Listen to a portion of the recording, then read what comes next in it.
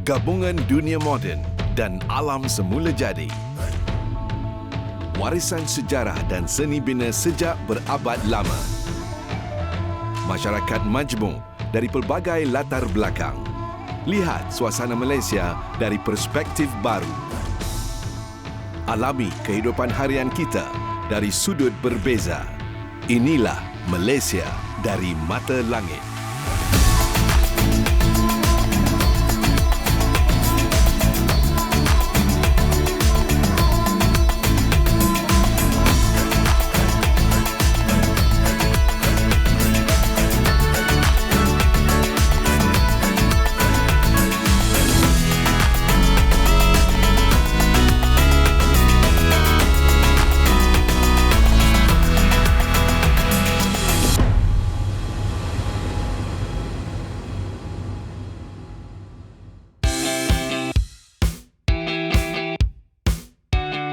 Melaka, bandaraya warisan dunia yang mempunyai pelbagai kesan peninggalan kisah silam yang telah wujud berabad lamanya. Bandaraya pesat yang terbina sekitar bangunan-bangunan bersejarah melahirkan satu lanskap unik yang takkan dapat kita lihat di negeri lain di Malaysia. Mustahil kami tidak mendalami sebuah negeri yang menyimpan 1001 peninggalan lama yang terpelihara sehingga hari ini.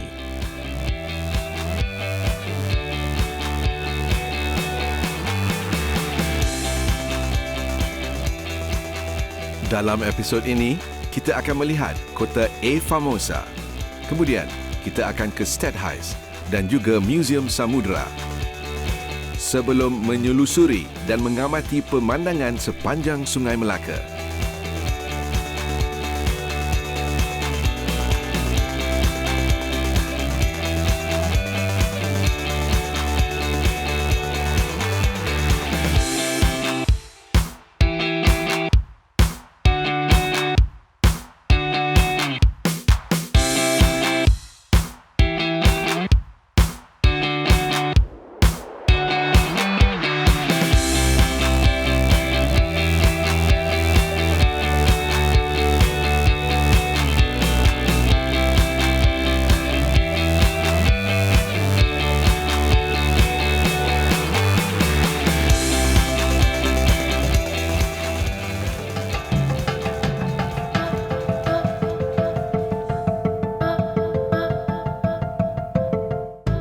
Dahulu, Melaka adalah sebuah lokasi perdagangan yang merentas benua.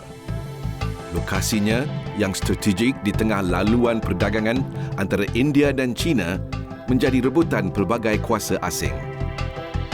Mereka mahu menguasai dan mengaut keuntungan dari perdagangan di Melaka. Pada tahun 1511, tentera Portugis yang diketuai Alfonso de Albuquerque menyerang Melaka. Sebaik saja Melaka ditawan, sebuah kota yang kukuh dibina di Bukit Hilir untuk mempertahankan tanah jajahan baru Portugis itu.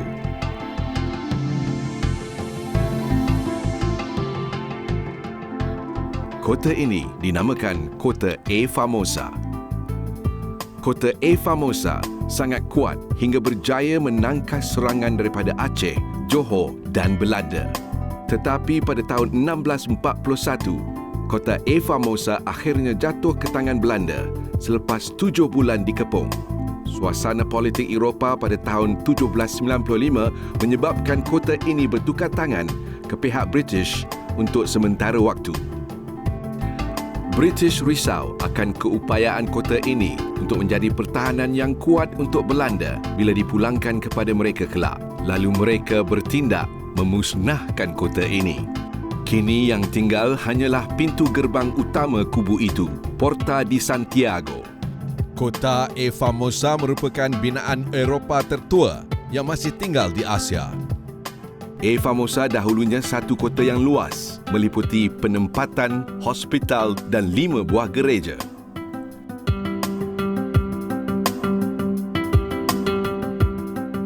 Salah satu gereja yang masih kekal hingga ke hari ini ialah Gereja St. Paul yang dibina pada tahun 1521.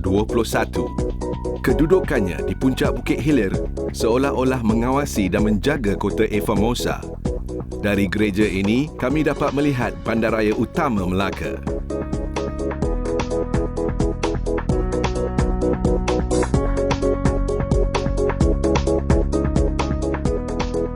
Kami lihat beberapa batu nisan disandarkan sepanjang dinding gereja ini. Tarikh-tarikh yang terukir padanya dirakam seawal abad ke-16.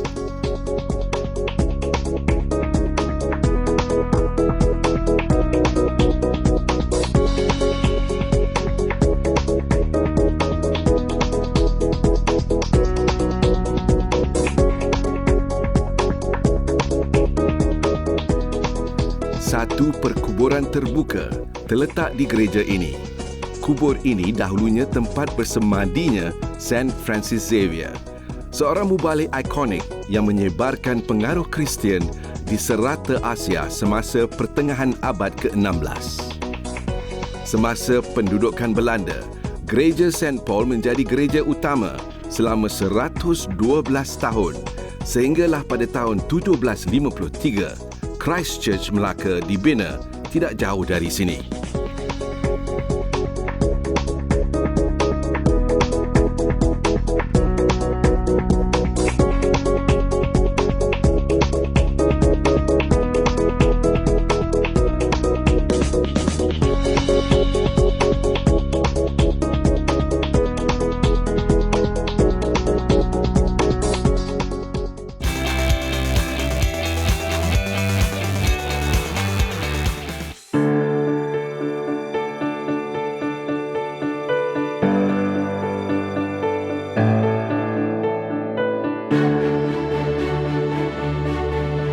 Di sebelah Christchurch Melaka terletaknya Steadies yang bermaksud Dewan Bandaraya.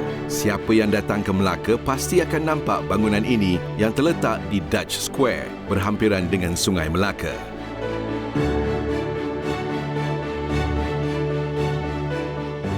Steadies dibina pada tahun 1650 sebagai pejabat Gubernur Belanda. Ia juga menjadi tempat pentadbiran British semasa mereka menduduki Melaka. Steadies dikatakan seni bina Belanda tertua yang masih ada di Asia.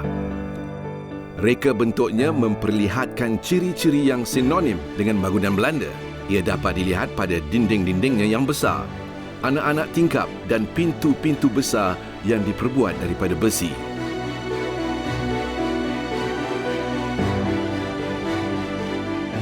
Kawasan ini menjadi tumpuan pelancong bukan saja untuk bergambar, tetapi juga membeli pelbagai cenderahati dari gerai-gerai cenderamata yang terdapat di sekitar kawasan ini.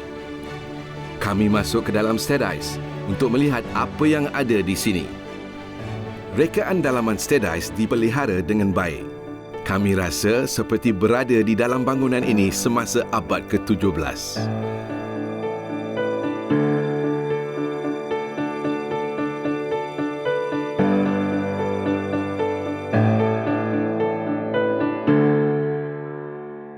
Muzium sejarah dan etnografi yang ada di dalam bangunan ini mendedahkan kami kepada pelbagai pengetahuan baru tentang sejarah, budaya dan adat resam Melaka.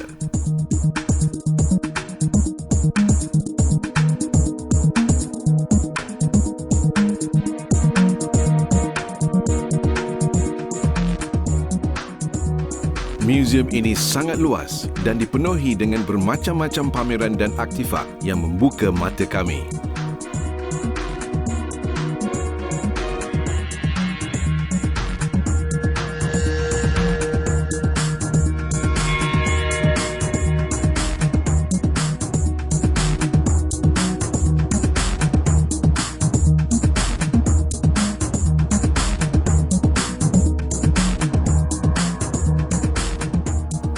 Suasana sekeliling sibuk dengan pelancong yang datang berpusu-pusu untuk melawat dan mengambil gambar bangunan yang masyhur ini. Beca-beca yang dihiasi dengan meriah dan berwarna-warni membarisi medan Belanda. Pilih saja yang mana suka dan anda akan dibawa mengelilingi Bandaraya Melaka. Pohon-pohon hijau yang dijaga rapi menghiasi suasana sekeliling tempat bersejarah ini dengan cantik dan menenangkan. Tidak lengkap percutian anda ke Melaka jika tidak menjejakkan kaki ke sini.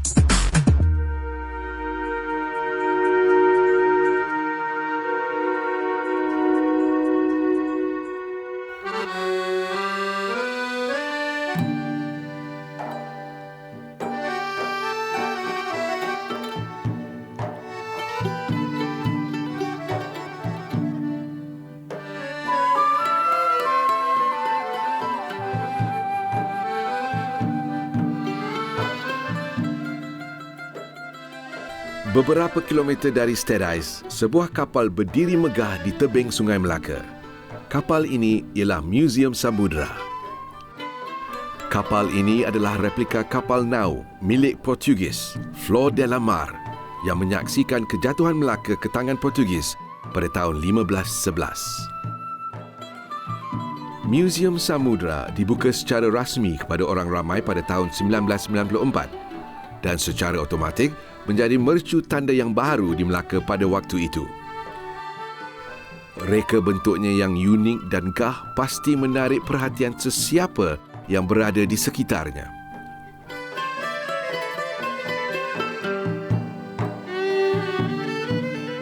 Sekali pandang, sudah pasti kita dapat mengagak apa yang ada di dalam kapal ini.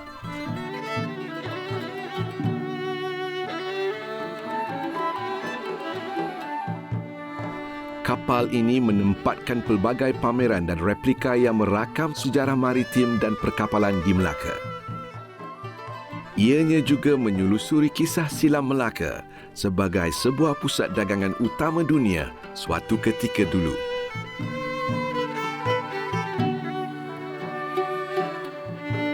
Kami lihat kanak-kanak suka berada di atas kapal ini. Mereka dapat berangan menjadi lanun dan kapten kapal laut.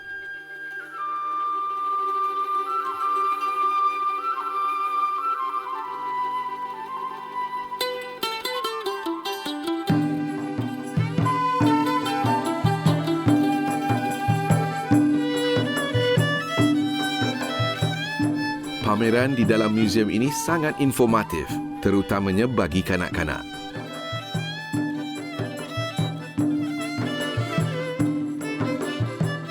Berbagai perkara baru boleh dipelajari, terutama bagi mereka yang berminat tentang maritim.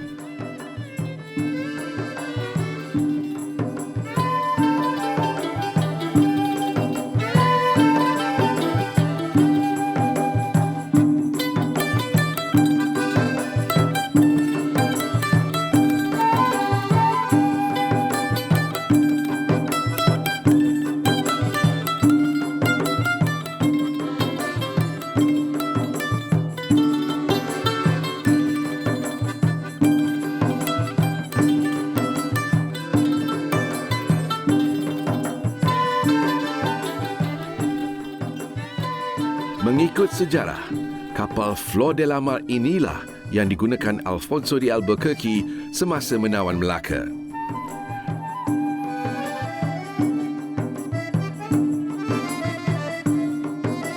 Dengan berat 400 tan, Flor de la Mar merupakan kapal laut yang paling besar pada awal abad ke-16. Saiznya 2 kali ganda kapal-kapal terbesar pada waktu itu.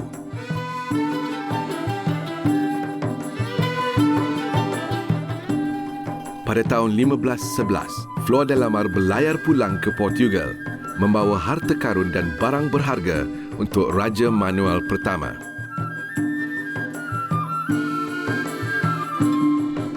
Ia dikatakan membawa hampir 200 peti harta karun yang diperolehi sepanjang jelajahnya di seluruh dunia.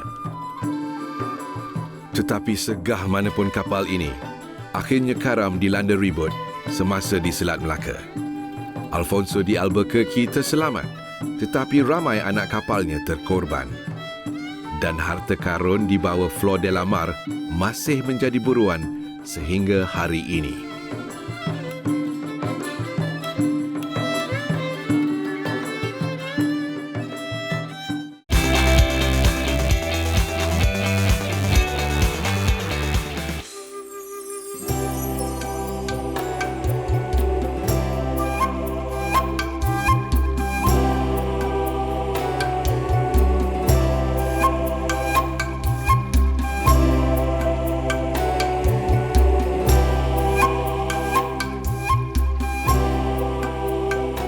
Dahulu, Selat Melaka merupakan salah satu jalur pelayaran tersibuk di dunia dan Sungai Melaka memainkan peranan besar sebagai nadi Melaka ketika itu.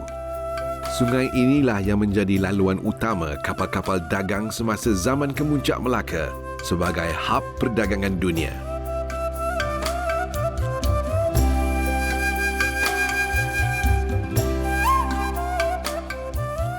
Dari Sungai Melaka lahirnya pembangunan dan kemajuan hasil daripada aktiviti ekonomi yang pesat.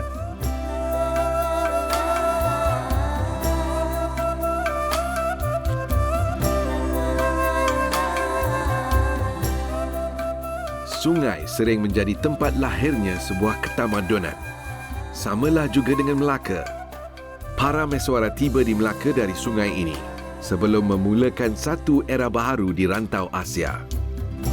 Sejak itu, perkampungan, tempat perniagaan dan pusat pentadbiran dibina sepanjang tebing Sungai Melaka.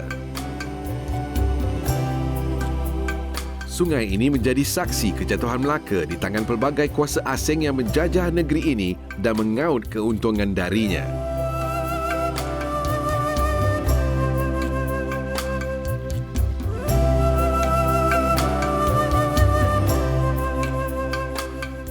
Kini, orang ramai dapat menyelusuri Sungai Melaka untuk melihat kesan-kesan peninggalan sejarah silam sambil menghayati asal-usul Melaka, bandaraya bersejarah.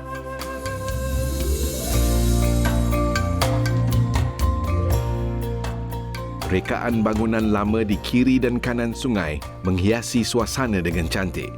Ditambah pula dengan pelbagai mural pada dinding bangunan yang menghidupkan pemandangan sekeliling dengan sentuhan yang lebih moden.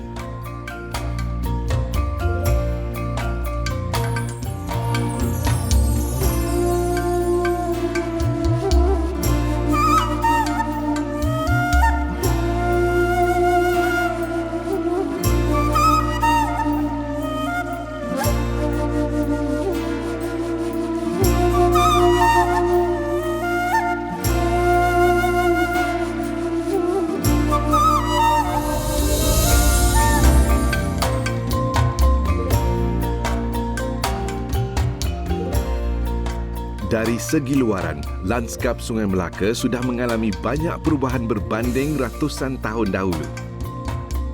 Tetapi bila kami menyelusuri sungai ini, memang nyata Sungai Melaka masih menyimpan kesan yang mendalam hasil pengalaman sejarahnya yang merentasi zaman.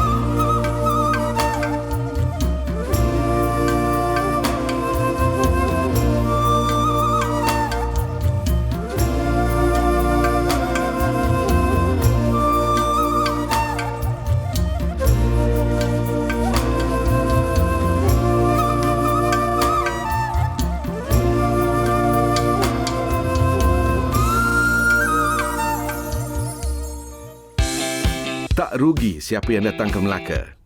Ia kaya dengan peninggalan sejarah yang berusia ratusan tahun. Tambahan pula pelbagai usaha baru digiatkan untuk memastikan kesan-kesan sejarah ini masih relevan sehingga ke hari ini. Pelancong yang datang ke sini bukan saja akan terpukau dengan kehebatan kisah-kisah di sebalik sejarah Melaka, malah akan dapat menimba pelbagai pengetahuan baru yang berkaitan dengan asal-usul Melaka, bandaraya bersejarah. Sekian saja untuk episod kali ini. Di episod akan datang, Dari Mata Langit akan melihat lebih banyak tempat-tempat menarik di negeri Melaka.